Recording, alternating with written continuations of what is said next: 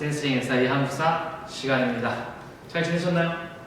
네, 선생님은 지금 점심을 먹고 왔는데요. 초밥 간장에 해서 초밥을 먹고 왔습니다. 배가 부르네요. 자, 오늘 지난 시간에 우리가 삼국의 발전에 대해서 살펴봤었죠. 고구려, 백제, 신라가 어떻게 성장했고 어떻게 전성기를 맞이했는지에 대해서 살펴봤다면, 오늘은 우리가 신라의 삼국 통일의 과정 그리고 그 이후의 상황에 대해서 한번 살펴보도록 하겠습니다. 주제사 삼국 통일 이후의 정치적 변화 파트입니다. 먼저 신라가 삼국 통일을 어떻게 했는지 그 과정, 여러분들 순서를 좀 잘 아시면 좋을 거예요. 신라가 삼국 통일한 이후에 어떠한 지도로 살펴보면요, 신라가 한강 유역을 이렇게 장악한 형태입니다.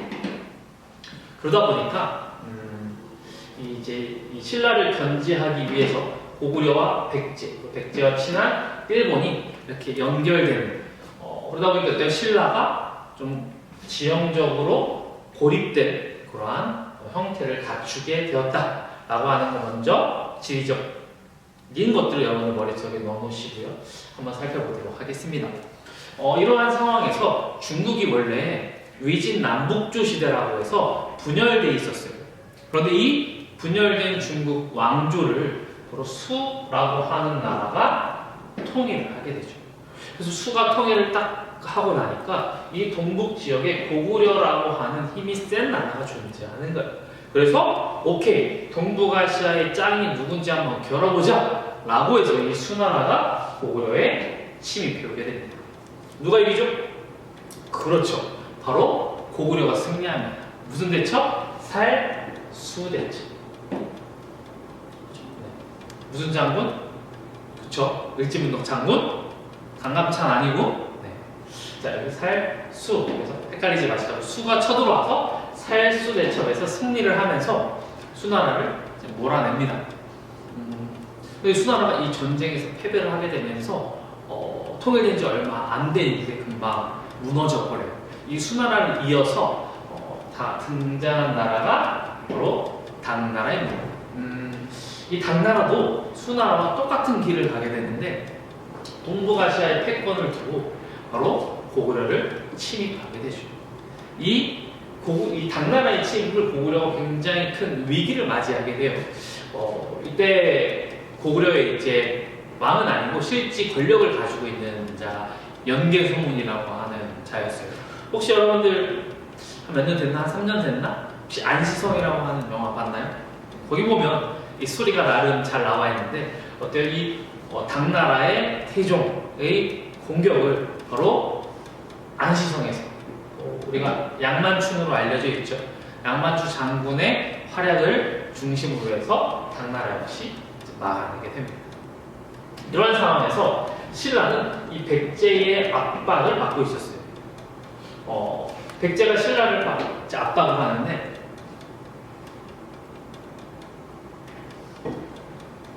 이 김춘추의 딸과 사위가 굉장히 요지를 맡고 있었는데 여기를 백제에게 이제 빼앗겨요. 그러면서 그 신라가 위기를 맞이하게 됩니다. 왜냐면 보세요, 위에서는 고구려의 압박, 백제의 압박, 그다음에 일본은 백제랑 굉장히 친했거든요. 그럼 일본의 압박 가둬져 있죠. 그래서 김춘추가 이 위기를 벗어나기 위해 이제 외교적인 활동을 하게 되는데, 어디를 찾아가냐면 고구려를 찾아갑니다. 고구려를 찾아가가지고 연개소문한테 딱 이야기를 하죠. 야, 우리가 원래 옛날에는 둘이 친하지 않았었냐, 광기도대왕 때부터. 우리 다시 좀 친하게 지내자 라고 김춘추가 이제 연개소문한테 이야기하자. 연개소문이 이야기하죠.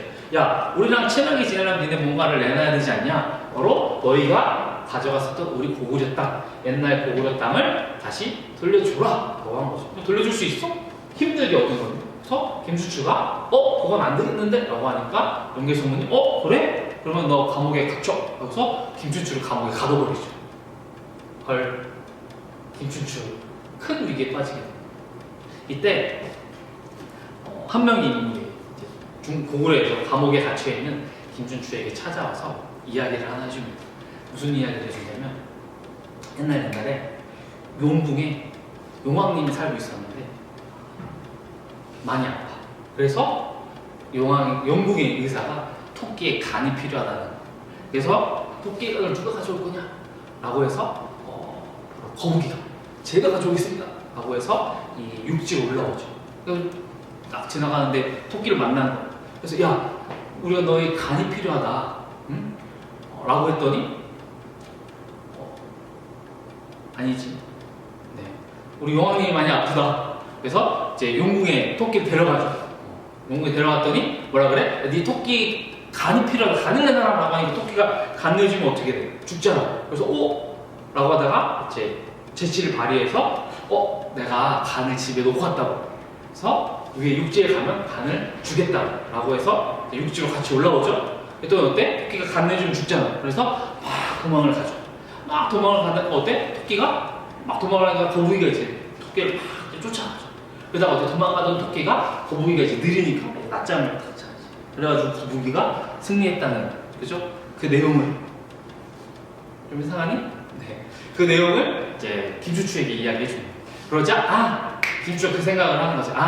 그렇구나. 토끼처럼 오케이, 내가 신라로 가서 이제 아직 왕이 되기 전이거든요, 김추추가. 내가 신라로 가서 왕과 이야기해서 이쪽 지역을 돌려주도록 하겠습니다. 하고서 거짓말을 치고 이제 빠져나왔죠. 그러고는 뭐 안 돌려주는 거죠.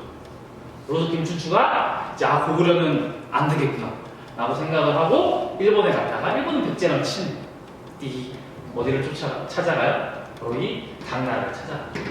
이때 당나라 같은 경우에는 고구려로 침입했다가 안시성전투에서 패배한 이후에 이 어떻게 하면 고구려를 집어삼킬까? 라고 하는 그러한 상황에 놓여져 있었죠. 이때 김추추가 가서 뭐라고 하냐면, 잘 들어봐라. 오늘 얘기가 좀 길어지네. 네. 잘 들어봐라. 너희가 고구려를 공격하는데 우리 신라가 도와주겠다. 그러면 고구려를 멸망시킬 수 있을 것이다. 그런데 우리가 너희를 고구려를 침입할 때 같이 쳐주고 싶은데 바로 누가 있다? 바로 요 백제가 있다. 그래서 이 당나라 너희가 백제를 같이 공격해주면 그 다음에 고구려를 함께 공격해주겠다. 대신에 평양 이남의 땅을 우리에게 달라라고 요청을 하겠다. 그렇게 해서 신라와 당나라 사이에 맺어진 동맹이 나아랑 동맹이 되겠습니다. 그래서 약속대로 어때요? 함께 백제를 공격합니다. 그래서 660년, 그것 좀 알아주세요. 선생님 원래 연도는 잘 이야기 안 하는데 여기 660년 백제를 멸망시키시고, 내용은 잘 알죠? 마지막 왕 의자왕. 그래서 백제가 결국엔 멸망하게 됩니다. 그리고 어때요? 백제를 멸망시킨 당과 신라는 함께 고구려를 공격하여 고구려를 멸망시키죠. 668년. 근데 어때요? 당나라가 이 약속을 지키기 싫은 거죠. 어떻게? 신라까지 다 먹고 싶은 거예요.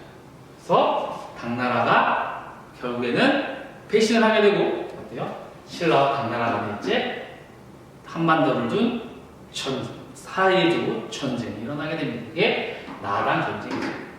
여기에서 바로 놀랍게도 신라가 승리를 거두게 되는데, 결정적으로 매소성과 기벌포라고 하는 곳에서 승리를 하게 되면서 당나라가 결국에는 한반도에 대한 야욕을 포기하게 되죠. 그 이유 중에 이제 신라가 잘 말하는 것도 있지만, 이쪽 당나라 서쪽 지역에 대한 방어도 당나라에게는 중요했기 때문에 여기 이제 막 사건이 일어나거든요. 그래서 결국에는 신라가 원래 약속했던 대로 대동강 이남 지역, 대동강 이남 지역을 경계로 신라가 한반도를 통일을 하게 되는 것이죠. 여기에 대한 평가는 우리가 많이 있죠. 고구려가 역사에는 만약에 없지만 고구려가 통일했더라면 이 더 넓은 영토를 차지하지 않았을까라고 하는 이야기들은 많이 있지만, 어쨌든 신라가 이러한 외교수를 발휘해서 결국에는 676년에 삼국을 통일하게 되죠. 하지만 어때요? 좀 불완전한 통일이죠. 백제가 멸망하고 고구려가 멸망한 이후에 백제 부흥운동, 고구려 부흥운동 등 그런 운동들이 일어나게 되고 실제로 고구려를 이은 그러한 나라가 형성되기까지 하죠. 바로 어떤 나라예요? 바로 발해라고 하는 나라가 나타나기까지 하게 되는 것이죠. 어쨌든 신라에 의해서 우리나라는 삼국이 통일을 하게 되는 겁니다. 알겠죠? 네. 여기 순서 한번 여러분들이 이야기식으로 설명을 할 줄 아시면 되고 여기 첫 번째 키포인트 요 삼국의 통일 과정 살수대첩부터 신라의 삼국 통일까지 여러분들이 설명하시면 되고 두 번째로는 과연 신라의 이러한 삼국 통일이 어떤 의의와 한계점을 가지고 있는지에 대해서 여러분들이 말할 줄 알면 되고 또 내 생각은 이런데 라고 여러분들이 자기의 생각을 이야기할 줄 아시면 되겠습니다. 또 우리나라 분단돼 있죠. 지금 쌤 영상 찍을 때 실시간 검색어에 김정은 막 계속 뜨고 있는데요. 우리나라도 분단돼 있습니다. 그럼 우리는 과연 통일을 하는 것이 옳을지 아니면 나는 통일을 지지하지 않는지에 대한 생각도 여러분들이 한번 정리해 볼 필요가 있겠죠. 아마도 쌤이 과제를 그런 부분 여러분들의 생각을 한번 써보는 것으로 내지 않을까 싶습니다. 자, 우선 삼국통일의 영상 여기까지 찍고 다음 영상에서 또 뵙도록 하겠습니다. 네, 계속 영상을 이어가도록 하겠습니다. 자, 고구려를 계승한 발해가 등장합니다. 발해는 누가 세웠다라고 우리가 알려져 있냐면 대조영이라고 하는 인물이 698년에 발해를 건국했다라고 알려져 있습니다. 이 발해는 누구를 계승한 것으로 우리가 잘 알려져 있죠? 바로 고구려죠. 그러다 보니까 이 고구려를 멸망시킨 신라 그리고 당나라와 사이가 초반에 좋았을까요? 안 좋았을까요? 그렇죠. 바로 좋지 않았겠죠. 그래서 이 무왕 이름부터 벌써 싸움을 좋아하는 왕이죠. 무왕 때 당을 먼저 공격하기도 합니다. 그래서 당과 대립하게 되고 고구려 문화를 계승하는 의식을 굉장히 잘 드러내게 되죠. 또 일본에 친하게 지내자라고 국서를 보냈는데 이때 우리가 고려이다. 우리는 고려를 계승하였다라고 하는 것이 이제 여기서 말하는 고려는 고구려를 이야기하죠. 그러한 내용이 잘 나타난 게 무왕 때입니다. 하지만 문왕인 그 다음 왕인 문왕이 즉위하면서 우리가 외교라는 건 그렇잖아요. 처음에 적이라고 해서 계속 적으로 지낼 수는 없는 거예요. 이게 서로의 이해관계에 따라서 이게 막 바뀌는 거예요. 그래서 문왕 때는 다시 당과 신라와 이 대립관계를 개선하고 친하게 지내고자 하는 노력들을 하게 되고 이때 당시에 제일 잘 나갔던 게 당이거든요. 그래서 당나라의 선진문물을 수용하기 시작하는 게 바로 이 문왕 때입니다. 이런 것을 바탕으로 해서 고구려 같은 경우에는 당의 문화를 즉 고구려 문화를 기본 베이스로 해서 당나라의 문화를 받아들이고 또 대다수의 또 지배층이 고구려 계승을 했던 사람들이라면 피지배층은 말갈이라고 하는 세력이었거든요.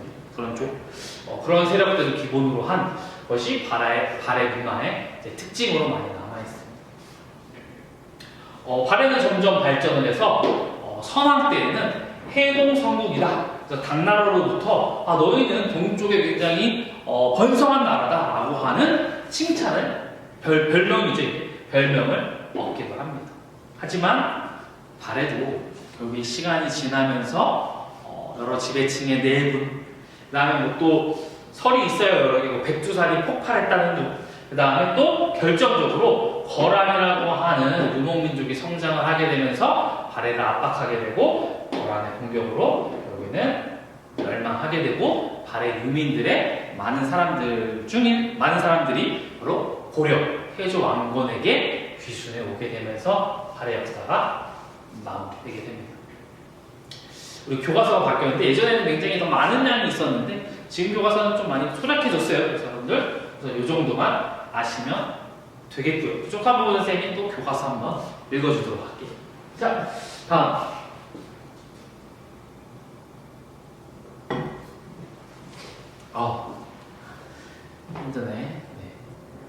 힘들죠? 여러분들 맨날 영상 보시고 과제하느라. 네.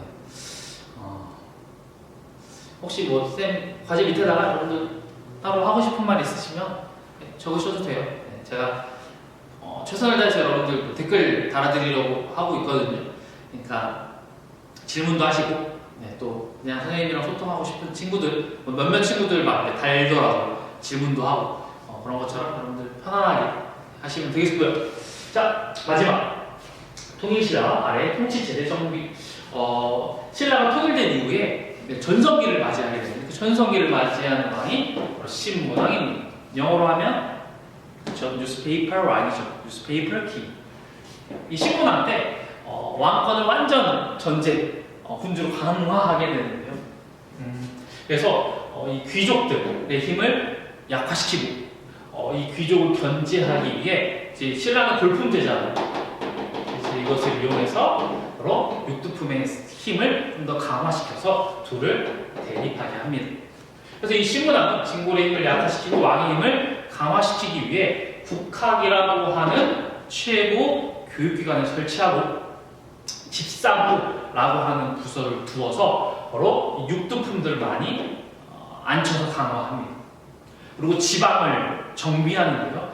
구주로 나누고 그 다음에 오소경 전국을 구주로 나누고 5개의 작은 수도를 둡니다. 왜냐하면 신라가 그 수도가 경주 너무 동남쪽에 치우쳐 있다 보니까 그것을 보완하기 위해 오소경을 설치하고요. 그 다음에 이 기존 세력들의 경제력을 약화시키기 위해 이거 중요합니다. 나중에 다시 설명할 기회가 있겠지만 관료전이라고 하는 걸 지급합니다. 뭐냐면 이거 조금 어려운 개념인데요. 세금을 거둘 수 있는 권리가 수조권이라고 하는데 이것을 부여한 겁니다. 이게 관료전이고요. 기존에 원래 줬던 게 노급이라고 하는 건데 노급은 이 수조권 플러스 노동력에 대한 예를 들면 이런 거예요. 어떤 땅이 있으면 여기에 대한 원래 세금을 국가에 납부하는데 이 국가에 납부하는 세금을 대신 관리가 거둘 수 있는 권한이 수조권인데 노급은 뭐냐면 이 수조권에다가 이쪽 땅에 사는 사람들의 노동력까지 마음대로 쓸 수 있는 권한이죠. 이게 훨씬 강한 겁니다. 그래서 이것을 폐지하고 바로 녹봉, 월급을 주거나 또는 관료전을 지급해서 국가를 위해서 일한 사람에게 그 대가를 주는 겁니다. 좀 어렵죠? 네. 다음에 쌤이 다시 설명을 해줄게요. 영상은 길어지면 좀 그러니까. 어쨌든 요걸 시행한 거는 요 기존의 힘이 있었던 진골들의 힘을 약화시키고 바로 육두품의 힘을 좀 더 강화하기 위한 조치 중에 하나였습니다. 알겠죠? 네. 자, 발해로 나갑니다. 발해 같은 경우에는 당나라의 삼성육부제라고 하는 것을 수용해요. 그런데 그대로 수용하기보다는 바로 독자적인 모습을 나타내는 그 독자적인 부분이 우선은 명칭, 유교식 명칭을 사용하고요. 그 다음에 좌서정, 우사정이라고 하는 겁니다. 이 내용은 그림이 필요하기 때문에 쌤이 교과서 보면서 설명을 해줄 거고요. 그 다음에 교육기관으로서 주자강이라고 하는 기구를 두게 되면서 교육을 하죠. 지방은 5경, 15, 62주로 나누고 말단, 저 밑에 지방은 말갈 부족 족장들이 다스리게 하는 그러한 시스템을 둔 것이 발해의 중앙 지방제도였습니다. 알겠죠? 네. 여기까지가 우리 주제 4번에 대한 내용이었고요. 선생님이 조금 부족한 내용들은 교과서 쌤이 한번 보면서 그림 이런 거 체크하면서 우리 한번 살펴보도록 하겠습니다. 네. 여러분들 너무너무 수고하셨고요. 과제 좀 빨리빨리 내시고 영상은 보고 있죠? 잘? 네. 그래서 제가 여러분 본 친구들은 알겠지만 쌤이 원래 예전에도 유튜브에 한국스타, 세계사, 동아시아사 올린 적이 있는데 올해 지금 다시 찍고 있는 거거든요. 쌤이 거기 미리 좀 올려요. 그래서 혹시 미리 보고 싶은 친구들은 미리 들어가셔서 거기 센스쟁이 인사이트, 유튜브에 센스쟁이 인사이트 이렇게 치시면 나와요. 아니면 쌤이 링크 달아놨으니까, 그죠? 네, 여러분들 보시면 좋지 않을까 싶네요. 네. 이제 볼날이 곧 얼마 남지 않았을 것 같은 예감이 드네요. 여러분들 그때까지 열심히 하시길 응원하겠습니다. 수고하셨습니다.